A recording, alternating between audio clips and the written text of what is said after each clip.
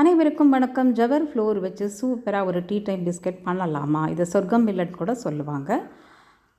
100 gram unsalted butter இருக்குது. இதில் பாதி எடுத்துட்டு நான் ஒரு விஸ்க் வச்சு நல்லா கலந்துருக்கேன். இது கூட அரை cup powder jaggery, 1 cup jowar flour, 1/4 teaspoon உப்பு, 1 டீஸ்பூன் ஜீரகம், 1/4 teaspoon baking powder, 1/4 teaspoon vanilla essence எல்லாம் போட்டு நல்லா கலந்துக்கோங்க.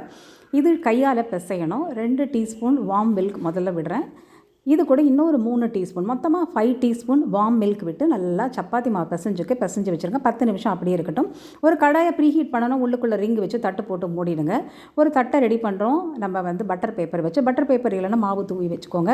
குட்டி குட்டி பாலாக எடுத்து உள்ளங்கையில் அழுத்தி வச்சு எடுத்திங்கனாக்கா எல்லா பிஸ்கட்ஸும் ரெடி.